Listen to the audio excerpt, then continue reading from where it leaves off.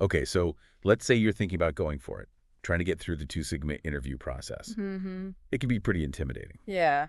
But we've got this great guide, this Algo Academy blog post, Right. and we're going to do a deep dive into it. Whoa. And hopefully that'll help you feel a little bit more confident going into these interviews. Yeah. Because it's clear Two Sigma, they don't mess around. No, they don't. They're serious about quantitative skills, that's for sure. Right.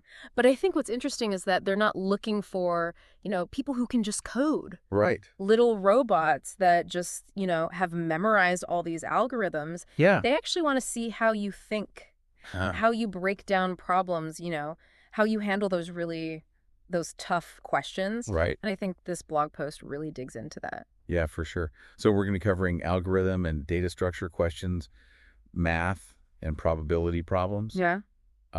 system design, Wow. and then actually writing the code. So the whole gamut. The whole thing, yeah. So let's just start with the interview process itself. Yeah. What does this blog post tell us about what to expect? Yeah. So typically, and this is pretty standard for a lot of companies, but they have like a multi-stage process. So you'll probably start with like an initial screening, Okay. just a quick chat with a recruiter, see if you're a good fit, just on paper. And then if you make it past that, then comes the technical phone interview. Yeah. And if you make it past that, you're on to the on-site round. Yeah, those on-site rounds. Oh. It's like the final boss level of the interview. Exactly. So what is it about Two Sigma's process that makes it like particularly different or difficult compared to other, tech companies? Yeah, I think the rigor is definitely a step above, what you might find at some other companies. And they have this reputation for asking really, really challenging questions that go beyond just, basic definitions. Yeah. They want to see how you apply your knowledge, how you think on your feet, and how you handle the pressure. Yeah, makes sense. So let's actually dive into these Two Sigma questions. Yeah, let's do it. This blog post breaks them down into the 4 categories that we mentioned. So let's start with algorithms and data structures, Okay, good place to start. which are kind of like the building blocks of, any good program, really. Yeah, absolutely. What kind of questions should people be prepared for in this area? Yeah, so a classic one that they actually use in the blog post as an example is implement an LRU cache. Oh, yeah. Now, that might sound a little intimidating. Yeah, I'm having flashbacks to my computer science classes already. But, I think a lot of people listening are probably in the same boat. Oh, yeah, for sure. Can you break down, what is an LRU cache? Yep. And why is it such a common question? Yeah, so think of it like this. Imagine you have a bookshelf Okay. with very limited space. Right. And you want to keep the books that you use the most often within easy reach. So what would you do? You'd probably put the books you haven't read in a while way up on a higher shelf. Right. Yeah. So an LRU cache, which stands for least recently used cache, it works on that same principle. Uh-huh. It stores a certain amount of data. Okay. And when it gets full, it just automatically discards the least recently used data. So it's all about, optimizing access to the most used information, right? Exactly. But how does this translate into an actual coding challenge? Right. I imagine they're not just asking you to explain the concept. No, they want you to show that you can actually implement it. Yeah, okay. And that's where your knowledge of data structures comes in, like linked lists and hash maps. So you would need to figure out, okay, how do I organize this data so I can quickly retrieve information and update it as needed? And they actually, in the blog post, they give a code example. And it can get, pretty complex. But the takeaway is that they want you to actually think through those steps and come up with the solution that works efficiently. Okay. So you need a solid grasp of those underlying concepts and then be able to translate that into working code. Yeah, absolutely. Okay. Let's move on to the next category, which is math and probability problems. Okay, so this is where it gets fun. Yeah, so they give this example, calculate the probability of getting a full house in poker. I like it. And suddenly I'm wishing I had paid more attention in my stats class. Yeah, me too. Why are these kinds of questions so important for a company like Two Sigma? Well, it really ties into their core business, which is quantitative finance. Okay. Right. They need people who are really comfortable working with numbers and analyzing data and understanding probabilities. Think about it. Financial markets, they're all about assessing risk and making predictions. Right, based on patterns and trends. So these probability questions, it's kind of a way to test your analytical skills and see how you think about uncertain situations. Yeah, it's like they're saying, okay, let's see if you can calculate the odds of this crazy financial market doing something unpredictable. So you Exactly. probably don't have to be a poker shark to answer these questions. Yeah. But what are some key concepts that people should brush up on? Yeah, definitely not a poker pro. But, having a solid grasp of probability distributions Mhm. and something called combinatorics, which is basically a fancy way of saying, figuring out how many different ways something can happen. Okay. And knowing how to apply those concepts to calculate probabilities, that's really what they're looking for. Okay, so it's not just about memorizing formulas. No, It's about understanding how those formulas can be used to solve real-world problems. absolutely. All right. Let's move on to system design questions. The blog post uses an example, design a distributed cache system. That sounds pretty high level. Is this something that, like, everyone interviewing at Two Sigma should be prepared for? System design questions, you're right. They usually come up for more senior roles Okay. where you're expected to have experience actually building those complex systems. Yeah. But even if you're not applying for, a senior position, having like a basic understanding of distributed systems, it can be a huge plus. Okay, so even if I'm not designing a massive system from scratch, it's still good to understand like the general principles behind how these systems work and why they're so important, especially in a company that deals with like huge amounts of data, like Two Sigma. Yeah, absolutely. You might not be building, the next Google search engine, Right. but showing that you understand how data is stored, Mm-hmm. how it's accessed, how it's processed across multiple machines. Yeah, It demonstrates that deeper level of technical understanding. makes sense. Yeah. Okay, let's move on to the last category, which is coding implementation. Okay. The rubber meets the road. This is where you actually have to write the code. The blog post gives the example, implement a function to perform matrix multiplication. Classic. What are they really looking for when they ask you to code something during an interview? Well, they want to see that you can take this abstract problem, break it down into logical steps, Okay. and translate those steps into clean, efficient code. Right. And it's not enough to just, get the right answer. Yeah. They also want to see how you think about code organization, how you handle edge cases, how you write code that other people can easily understand and maintain. So it's like you're not just writing code for a computer to understand, you're writing code that other humans can read and work with, right? Exactly. It's about communication and collaboration as much as it is about the technical skill. Exactly. It's about showing that you can be a valuable member of a team. You know that you can contribute to a larger project. You're not just like this lone wolf coder, hacking away in a Duke room. It's about showing that you can, be part of that bigger picture. Makes sense. And this Algo Academy blog post, it doesn't just throw these question types at you. Yeah. They give you some really solid strategies for tackling these Two Sigma interview questions. Right. And one that stood out to me was this idea of think aloud. Oh, yeah. They basically say, like, don't just be a silent genius. Talk through your process. Right. Why is that so important in a Two Sigma interview? Well, it might feel counterintuitive, but talking out loud can actually help you stay focused and organized. Okay. Right. And it gives the interviewer a window into your thought process. Remember, they're not just looking for the right answer. Right. They want to understand how you arrived at that answer. So even if you stumble a bit, they can see your logic, your problem-solving skills, and your willingness to explain your approach. Exactly. It's kind of like showing your work on a math test. Even if you get the final answer wrong, you might get partial credit Yeah, that's a great analogy. for showing the steps. And the other thing is, it opens up this dialogue with the interviewer, right? If you get stuck, they might be able to offer you some hints, some guidance, which is much better than just, struggling silently and getting frustrated. Right. And they want to see you as a collaborator, not a lone wolf coder. So think of it as a partnership. Yeah. It's a collaborative effort to solve this problem together. Yeah. Okay, so think aloud. That's a great one. What other strategies from this blog post stood out to you as being particularly helpful? Another one that they really emphasize is this idea of optimize your solution. So it's not enough to just come up with any solution that works. They want to see you go that extra mile. Okay. And think about how to make it even better.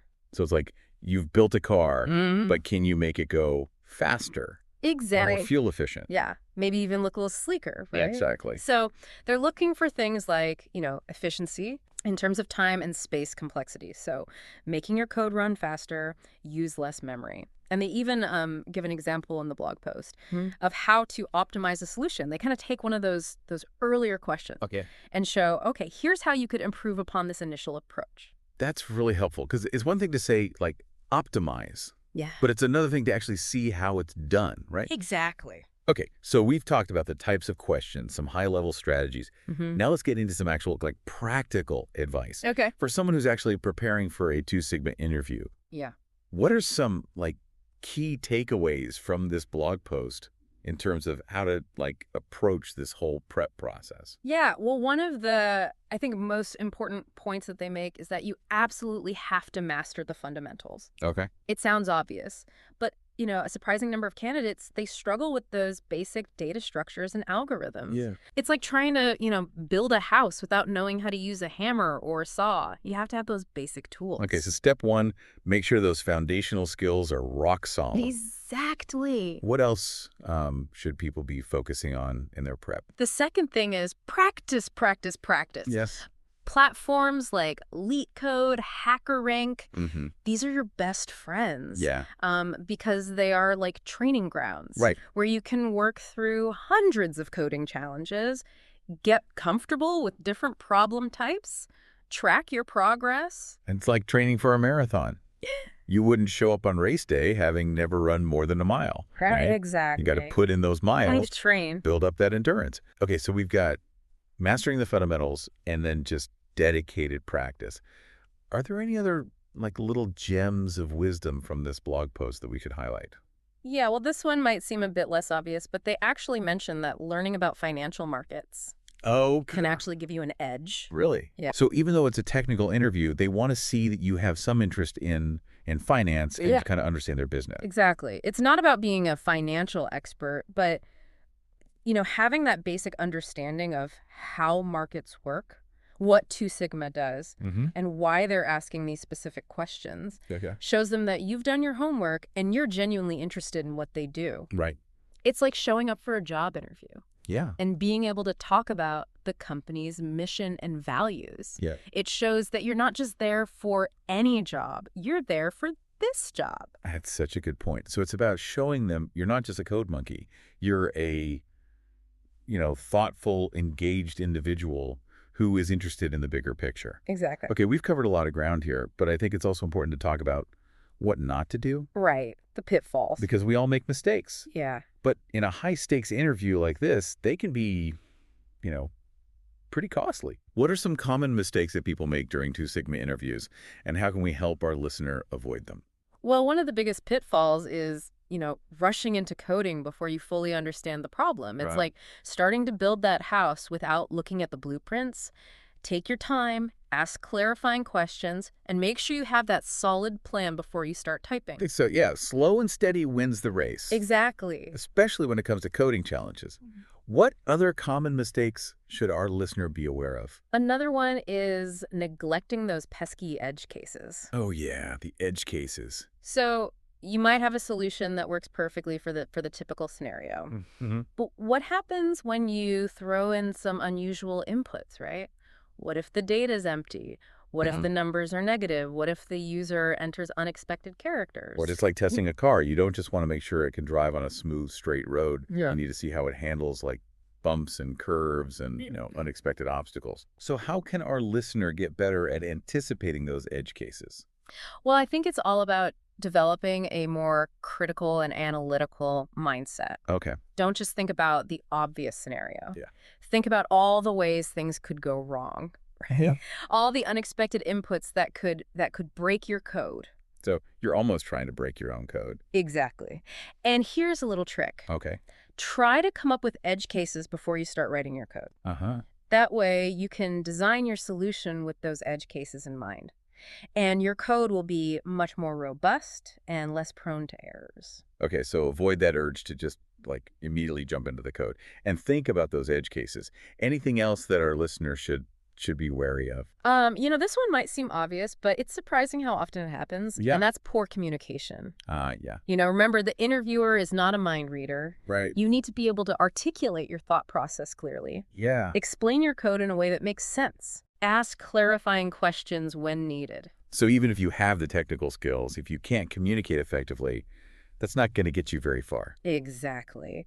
And communication is especially important in a collaborative environment like Two Sigma, where you'll be working with other engineers, sharing ideas, explaining these complex concepts. So how can our listener, improve their communication skills, especially in the context of a technical interview? Well, practice is key. Yeah. Do mock interviews with friends or colleagues. Try explaining technical concepts to somebody who's not familiar with them. Even record yourself, talking through a coding problem. The more you practice articulating your thoughts, the more comfortable and confident you'll become. Yeah, and I think it's okay to, pause and, think and gather your thoughts Absolutely. before you, start speaking. Because it's much better to take a moment to organize your ideas than to just sort of ramble on incoherently. Absolutely. Clear and concise communication is a skill that you can develop and hone, just like any other skill. Yeah. And it's one that will serve you well, throughout your career, not just during interviews. Okay, so we've got those 3 big pitfalls to avoid. Yeah. Rushing to code, Yeah. neglecting edge cases, poor communication. Yep. Any other sort of parting words of wisdom from this Algo Academy blog post that we should highlight? I think the most important takeaway is that preparation is key. Yeah. Master the fundamentals. Practice on platforms like LeetCode. Yeah. Learn about those financial markets. Do those mock interviews. All of these things will help you feel more confident and prepared when you walk into that interview room. It's like training for a marathon. You wouldn't just show up on race day without putting in the miles, right? Yeah. You need to build up your endurance, develop your strategy, get comfortable with the terrain. Absolutely. And remember, the journey itself is incredibly valuable. Even if you don't end up landing a job at Two Sigma, the skills that you develop and the knowledge you gain during that preparation process, it will serve you well in any technical field.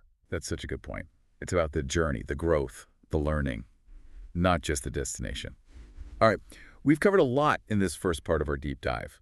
We've explored the Two Sigma interview process, dissected the types of questions they ask, shared some actionable strategies and tips for success. Yeah. In the next part, we're going to take an even deeper look into those question categories, Okay. breaking down some specific examples, Right. and providing, even more concrete guidance on how to approach them.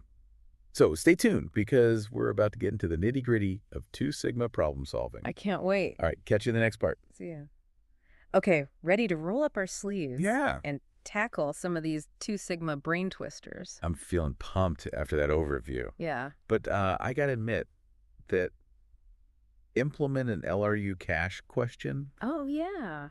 still kind of lingering in my mind a little bit. A good one. It just sounds so complex. Can we break it down even further? Yeah, absolutely. So remember that bookshelf analogy? Yeah. Let's actually use that to visualize how this works. Okay. So imagine your bookshelf. It can only hold 5 books. Okay. Right. And every time you need a book, you take it off the shelf and you put it back on top. Mm-hmm. So the most recently used book is always at the top. Right. And the least recently used ones end up at the bottom. Makes sense. Now, if your shelf is full and you need to add a new book, Yeah.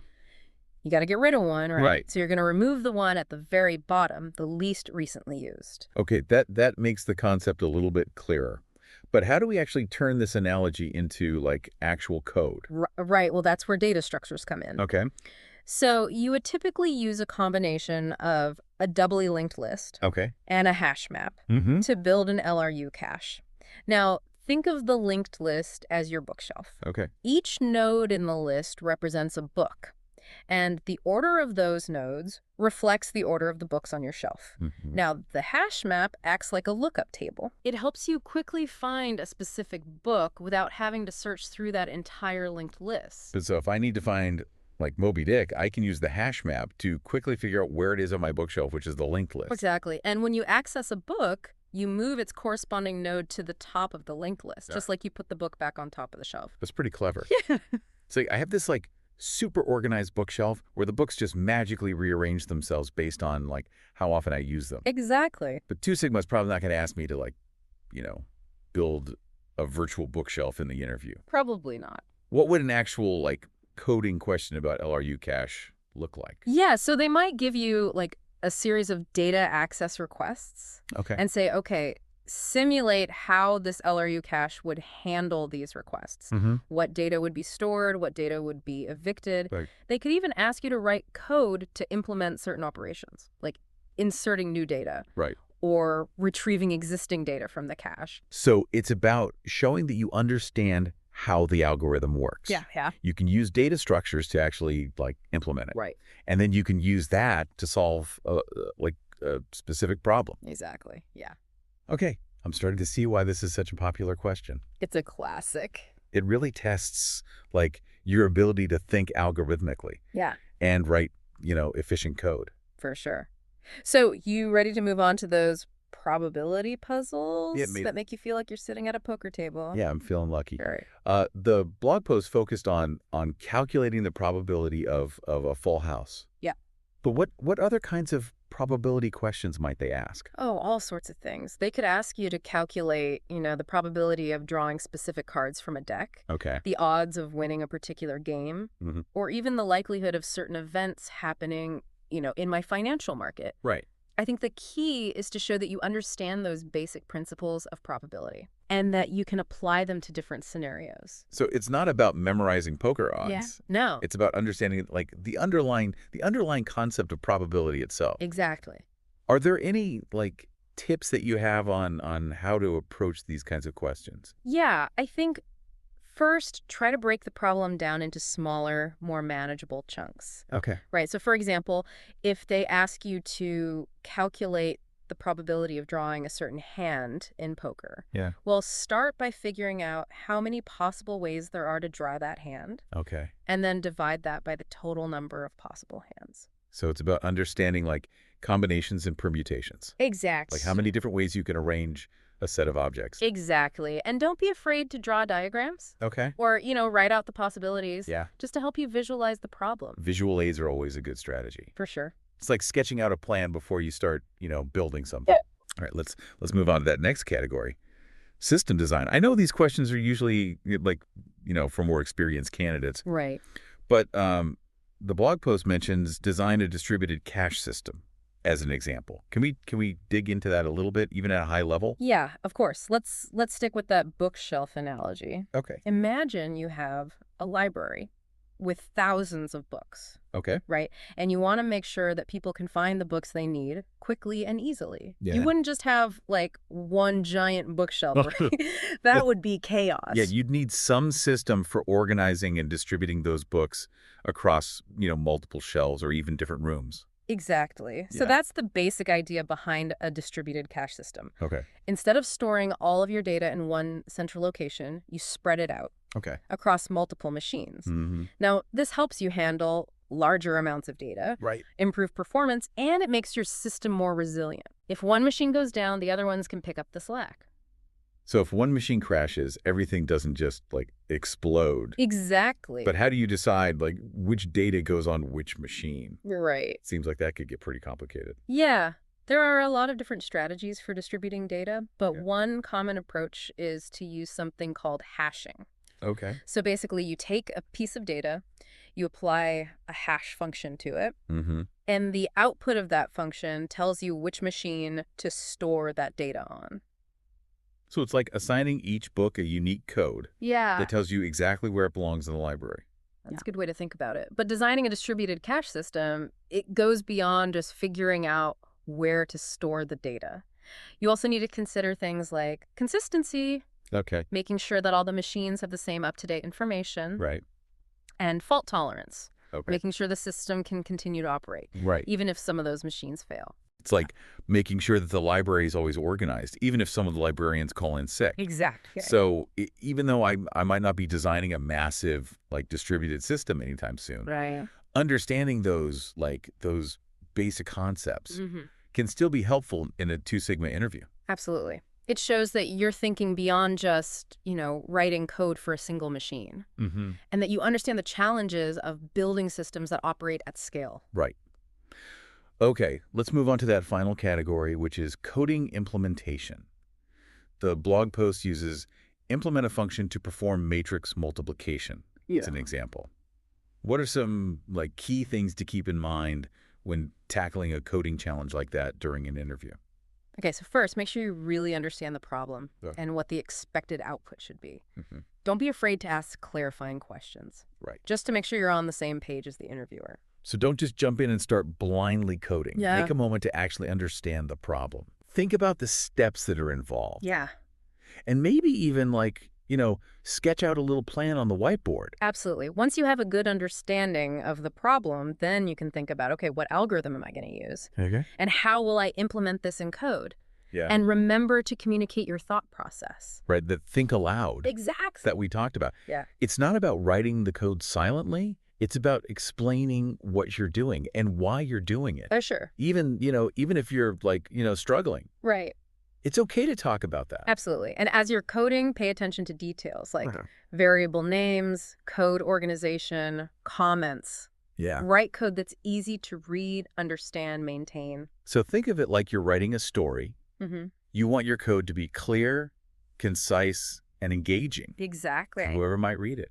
And just like a good story, your code should have a beginning, a middle, and an end. Right. It should flow logically, be easy to follow. Makes sense. And then finally, don't forget to test your code. Oh, yes. Testing. Think about different edge cases. Mhm. Make sure your code handles them correctly. Yeah. It's always better to find and fix bugs during the interview Yeah. than to have them pointed out by the interviewer. Right. That's not a good look.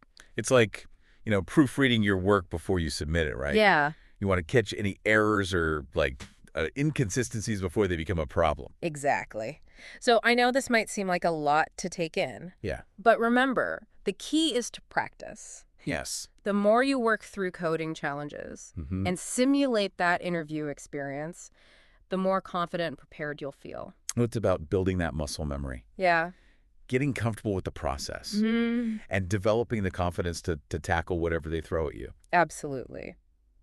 Okay, I think we've covered a lot of ground here. I Yeah. think our listeners are starting to get a real feel for like what to expect in a 2 Sigma interview. But there's one more piece of this puzzle that I think we need to discuss. Okay. And that's how to avoid those common mistakes. Right. That can really trip you up, Yeah.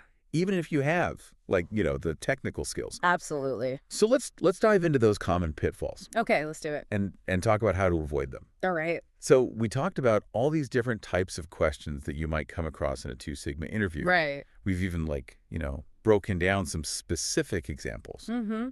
But now let's talk about some common mistakes, like things that can trip you up. Right. Yeah. Even if you have all the technical skills down pat. Yeah. And this is where I think this Algo Academy blog post is really great Mhm. because they don't just point out the pitfalls. Yeah. They actually give you actionable advice on how to avoid them. I agree. And sometimes just being aware of those common mistakes can make all the difference Yeah. in how you approach the interview.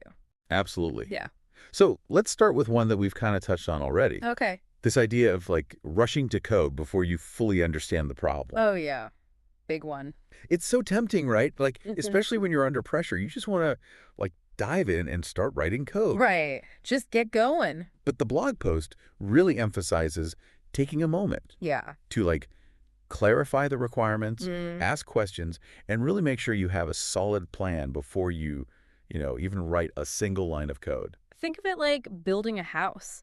You don't want to start, laying bricks without a blueprint, right? Right. You have to understand the layout, the dimensions, the materials. It's the same with coding. Take a deep breath. Clarify anything that's ambiguous. And really sketch out your approach before you write that first line of code. And don't be afraid to talk through your thought process with the interviewer. Yeah, absolutely. Because it shows that you're thoughtful, you're not just, coding blindly, and that you're open to feedback and collaboration. Right. The interviewer is not there to trick you. Right. They're there to see how you think, how you approach problems. Exactly. So use them as a resource, ask those questions, and make sure you're both on the same page before you just dive in and start coding. Okay, so avoid the urge to rush into coding. What other traps should our listener be aware of? Another one that trips people up is neglecting those pesky edge cases. Yeah, the edge cases. So you might have a solution that works perfectly Right. for what we call the happy path, the most common scenario.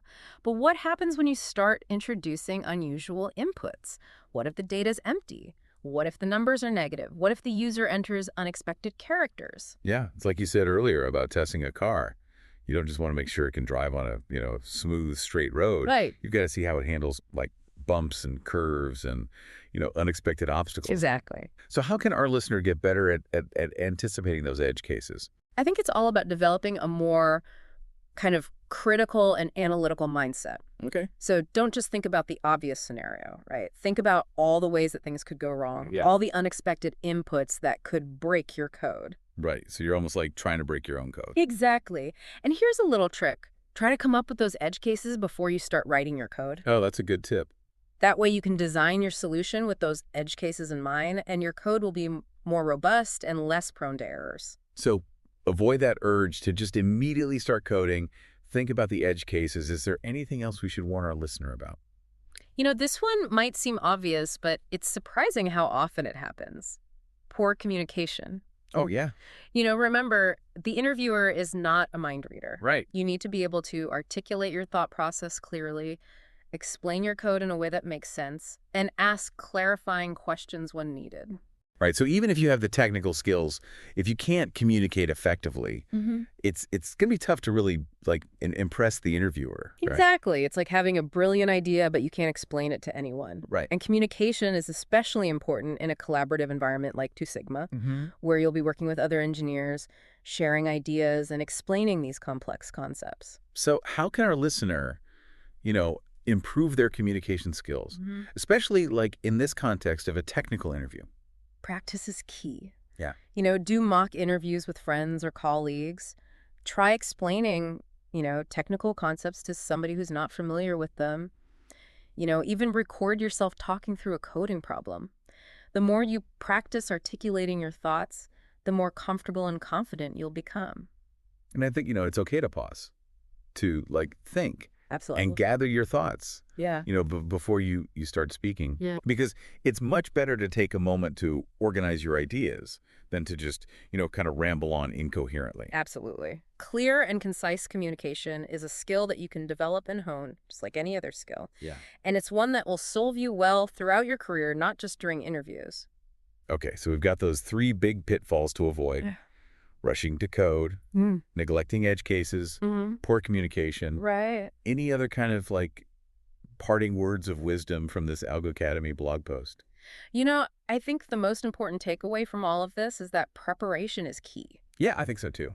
Master the fundamentals, practice on platforms like LeetCode, learn about financial markets, do mock interviews. All of these things will help you feel much more confident and prepared when you walk into that interview room. It's like training for a marathon. Right. Right. You wouldn't just show up on race day without putting in the miles, would you? No. You've got to build up that endurance, develop a strategy, get comfortable with the terrain. Exactly. And remember, the journey itself is incredibly valuable. Yeah. Even if you don't end up landing a job at Two Sigma, the skills you develop and the knowledge you gain during the preparation process, that's going to serve you well in any technical field. That is such a good point. It's about the journey, the growth, the learning. Okay. Not just the destination. Well, wow, I think we covered a lot of ground in this deep dive. We explored the Two Sigma interview process. Yeah, we did. We broke down all those different types of questions they ask and shared a bunch of really actionable strategies and tips for success. For sure. I think our listeners are going to be very well equipped going into those interviews. I hope so. So best of luck on your Two Sigma journey. We're so excited for you, and we can't wait to hear about your success. Best of luck.